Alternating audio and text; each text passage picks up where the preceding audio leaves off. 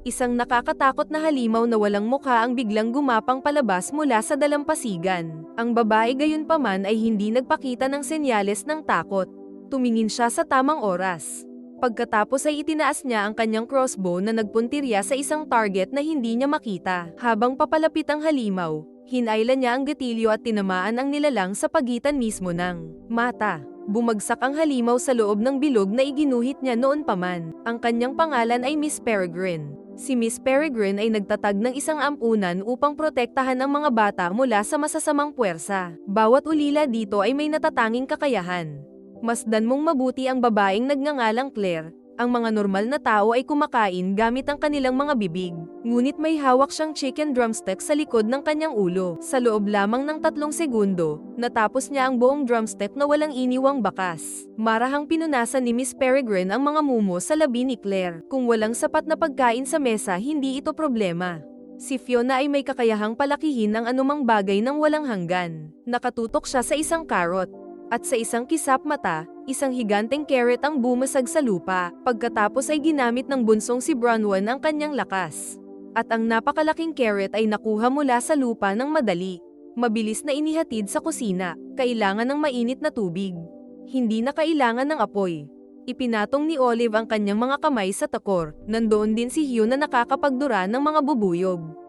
At si Emma na ang katawan ay mas magaan kaysa hangin. Ngunit ang pinakamisteryoso ay ang kambal na sina Joel at Peter. Ang kanilang kakayahan ay parang medusa sa mitolohiyang Griego. Maaari nilang gawing bato ang mga buhay na nilalang sa pamamagitan lamang ng pagtingin sa kanila. Kahit na ang bawat bata dito ay may kakaiba, maaari lamang nilang itago iyon sa loob ng time loop. Ginawa ni Miss Peregrine. Nangangahulugan ito na ang lahat ng mga bata ay nakulong noong 3 ng Setyembre taong 1943.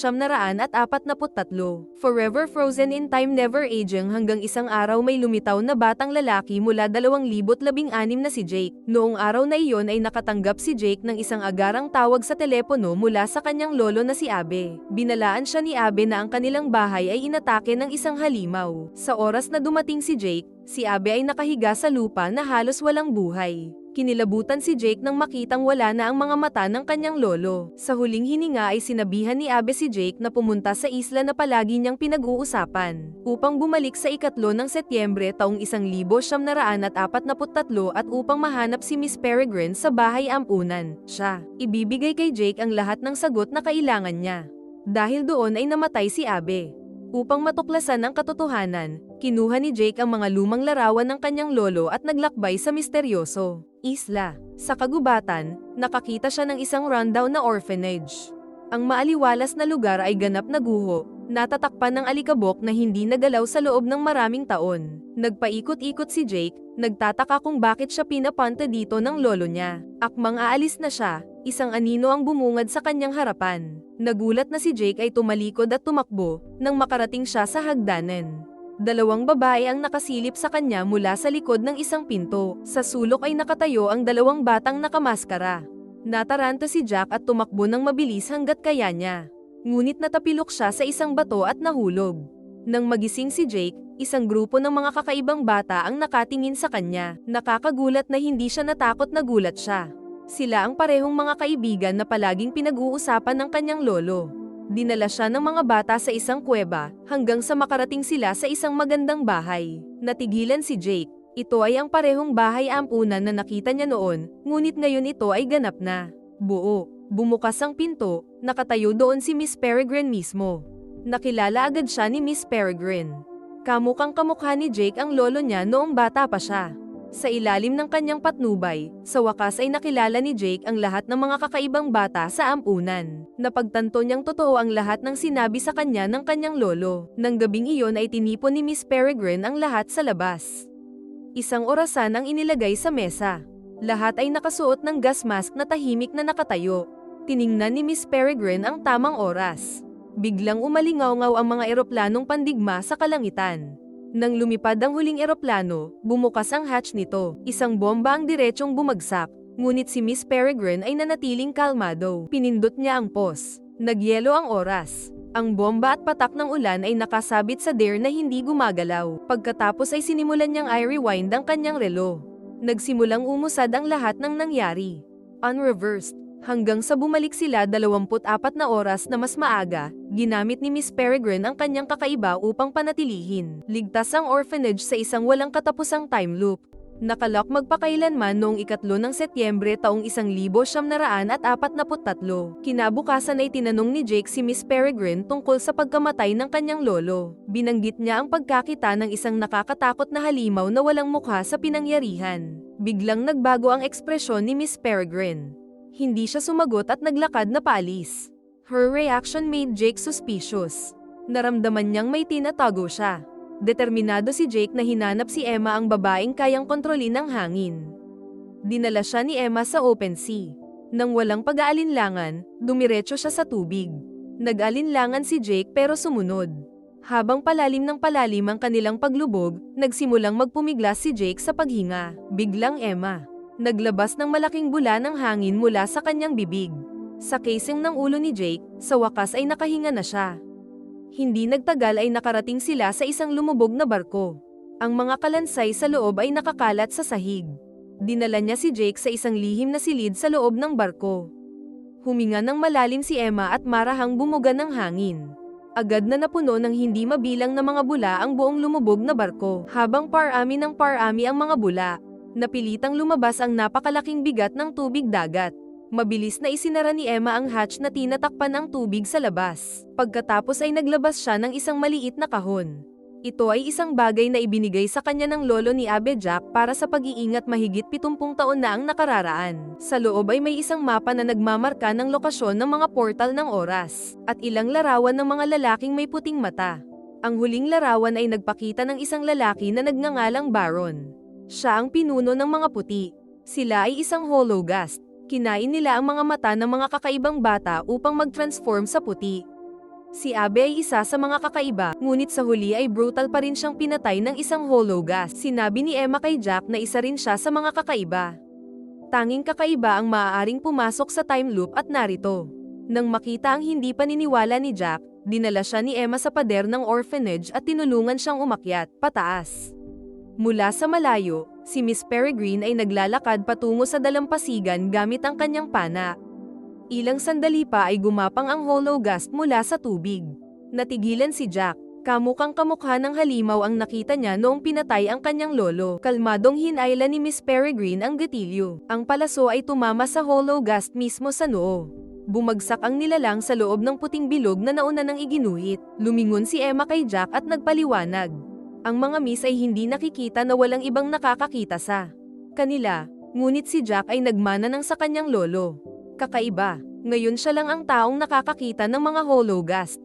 Nagawa ni Miss Peregrine na patayin ang hologhast. Pagkatapos matanto Jack na natuklasan ang kanyang layunin, Miss Peregrine sa wakas ay sinabi sa kanya ang lahat. Ilang taon na ang nakalilipas, sinubukan ng isang grupo ng dating kakaibang Paragos ni Baron ang isang eksperimento upang makamit ang immortalidad. Nakuha nila ang oras ng pag-reset ng ibon at ikinulong ito sa isang hawla. Pagkatapos ay pinilit nilang magsuot ng mga maskara na konektado sa ibon, ngunit may nangyaring kakilakilabot na mali. Nagsimulang tumaas ang usok mula sa kanilang mga katawan. Ang kanilang mga kalamnan ay marahas na kumikibot, at ang kanilang mga katawan ay nag-mutate. Naging halimaw ang mga mukha nila. Ang kanilang mga bibig ay naging matalas na pangil, at sa isang iglap, silang lahat ay napalitan ng walang mukha na hindi nakikita, mga hologhast. Nang maglaon, natuklasan ng mga hologhast na ito na ang tanging paraan upang bumalik sa anyo ng tao ay sa pamamagitan ng pagkain. Ang mga mata ng ibang kakaiba. Gamit ang kanilang invisibility, nanghuli sila at pinatay ang hindi mabilang na kakaiba. Upang protektahan ang mga kakaibang bata, ginawa ni Miss Peregrine ang time loop sa nakatagong isla na ito. Sa sandaling iyon ang lahat ay sumugod na may isang agarang mensahe. May dumating. Ito ay si Miss Avicet na maaari ring mag-transform sa isang ibon. Ang kanyang time loop ay natuklasan ng mga hologhast, at lahat ng mga kakaibang nasa ilalim ng kanyang pangangalaga ay mayroon. Nabura. Napagtanto ni Miss Peregrine na ang isla ay hindi naligtas. Agad niyang napagdesisyonan na akayin ang lahat. Nakiusap si Emma kay Jack na sumama sa kanila, ngunit hindi maaaring iwanan ni Jack ang kanyang mga magulang. Lumakad siya sa portal ng oras at bumalik sa kasalukuyang araw, ngunit sa lalong madaling panahon pagkatapos ng isang kakilakilabot, naganap ang pagpatay sa isla. Isang matandang lalaki ang napatay habang nawawala ang mga mata. Tumibok ng takot ang puso ni Jack. Alam niyang sinundan siya ng Hologhast sa isla. Walang pag-aalinlangan na bumalik siya sa portal ng oras upang balaan si Miss Peregrine, ngunit bago makapasok siya, nagsimulang habulin siya ng isang kakaibang lalaki. Sa takot ni Jack, si Baron ang pinuno ng mga puti. Kanina pa niya hinahanap ang pasukan sa time loop.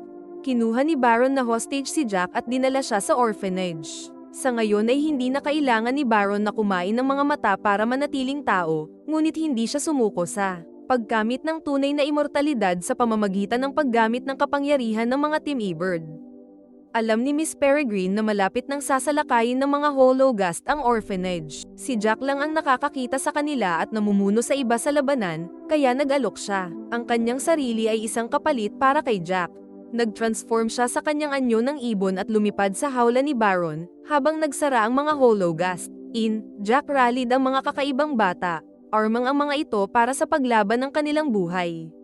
Pero bago pa man magsimula ang laban, biglang sumulpot ang isang Hologhast at sinunggaban si Miss Avocet. Bago pa man makapag-react ang sinuman, nilamon ng Hologhast ang kanyang mga mata at agad siyang pinatay. Biglang hinawakan si Enoch ng mahabang dila ng Hologhast at itinaas sa ere, tulad ng ang Hologhast ay malapit nang lamunin ang kanyang mga mata.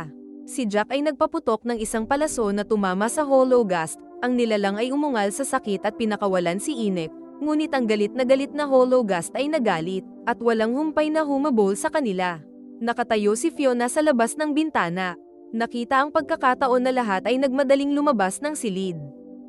Nakatayo si Fiona sa labas ng bintana at pinatubo ng mabilis ang mga sanga ng puno, bago ang Hologhast maaaring makapasok. Ang lahat ay umakyat sa mga sanga at tumakas patungo sa lupa. Sa sandaling iyon ilang fighter jet ang lumitaw sa kalangitan.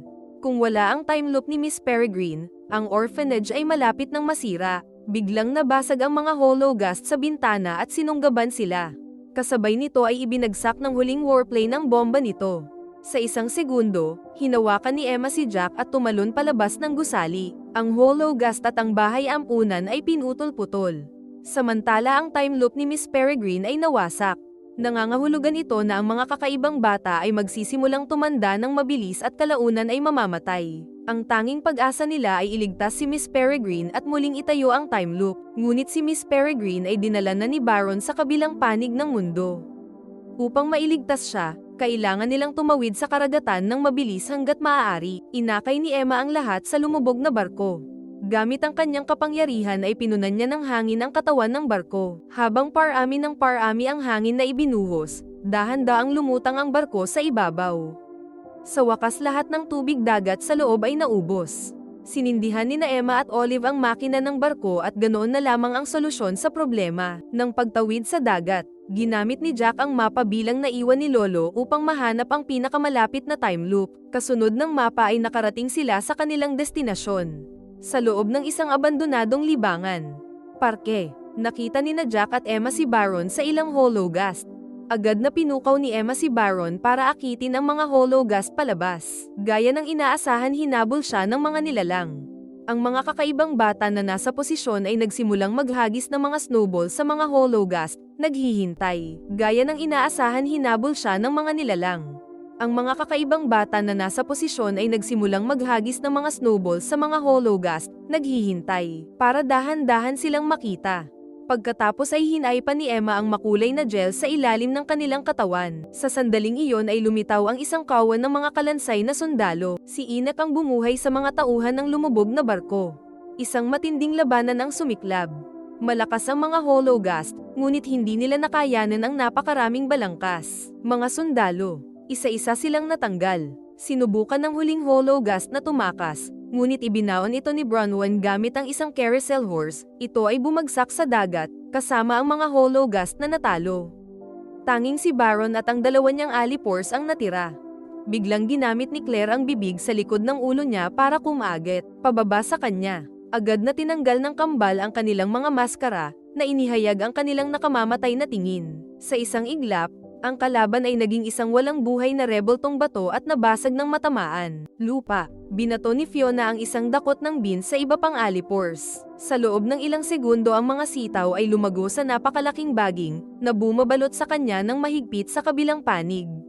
Lumikha si Emma ng malakas na bugso ng hangin, na inipit si Baron sa dingding. Sumugod si Jack sa lab at pinalaya ang mga Team E-Bird ng hawla, ngunit hindi nagtagal ay nawala ang lakas ni Emma, at nakalaya si Baron. Binuksan niya ang mga pintuan ng lab, ngunit sa oras na iyon, nakatakas na ang lahat ng mga Team E-Bird. Ang galit na si Baron ay kinasuhan si Jack, na handang patayin siya, pagkatapos ay sumabog sina Emma at Inek, ang silid. Pero may mali, ngayon ay may dalawang magkatulad na Jack na nakatayo sa harap nila. Walang makapagsasabi kung sino ang totoo at kung sino ang peke. Biglang may lumabas na hollow ghast sa kwarto. Ito ang nahulog sa dagat. Hindi naman ito namatay pagkatapos ng lahat. Ngunit sa gulat ng lahat, dumiretso ang hollow ghast patungo sa pekeng Jack. Hindi nito makilala na si Baron ay nag-transform na bilang Jack, bago pa siya makapag-react. Hinawakan siya ng hollow ghast at pinunit ang kanyang mga mata. Pagkatapos ay nilamon sila nito sa tuwa. Mabilis na pumutok ng palaso si Jack, na tumama sa puso ng hollow ghast. Bumagsak ang nilalang sa lupa. Sa wakas patay na. Sa wakas, natapos na ang krisis. Ang huling polem. Ang lahat ay handa nang sumakay sa barko at bumalik sa 1943. Sabay na tumayo sina Jack at Emma, nag-aatubili silang magpaalam. Sa huli, tumawid si Jack sa time loop at bumalik sa sarili niyang mundo. Ngunit dahil naalis na si Baron at ang mga hollow ghast, nagbago ang modernong mundo. Sa timeline na ito, ang lolo ni Jack na si Abe ay hindi pa nahuli ng mga hollow ghast. Sinabi ni Jack kay Abe ang lahat ng nangyari. Ngumiti si Abe at pinalakas ang loob niya. Sundin ang iyong sariling landas. At huwag mabuhay ng may pagsisisi. Sa wakas ay naintindihan na ni Jack. Walang pag-aalinlangan, muli niyang nilampasan ang time loop at natagpuan niya si Emma bago ito tumulak.